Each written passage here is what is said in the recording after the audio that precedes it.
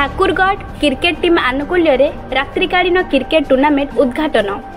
अनुगोल जिला आठमल्लिक ब्लॉक ठाकुरगढ़ उच्च विद्यालय खेल पड़िया ठाकुरगढ़ क्रिकेट टीम आनुकूल्य तारीख 23/3/25 संध्या 7 घंटिका समय रात्रिकालीन क्रिकेट टूर्नामेंट उद्घाटन होई गत तारीख 27/3/25 उद्यापित हो जाइछि। उक्त उत्सव में आठमल्लिक बार एसोसिएशन सभापति सुशांत कुमार महापात्र मुख्य अतिथि भाव जोगदे कार्यक्रम को उद्घाटन करथिले।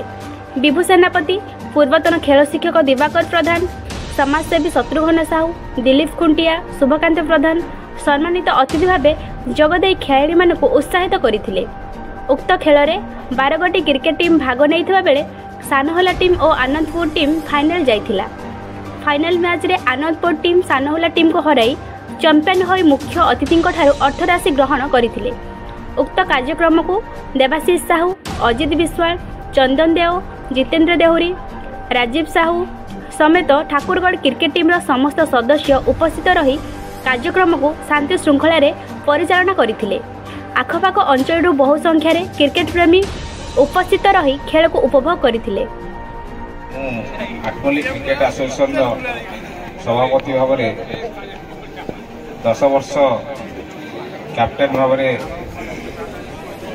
मु मैच परिचालना करी बाहर को बहुत आम मैच खेलिया तेणु जो उद्योगी बंधु मैंने आज मैच आयोजन कर समस्त को आउ थे साधुवाद जनाऊँगी जे ठाकुरगढ़ भाया जगार आपण मैंने एभली उद्यम प्रयास जारी रखिंट। उपस्थित मोर आपण मानकर पूर्वतन खेल शिक्षक भाई, मोर बंधु शत्रुघ्न भाई एवं विभू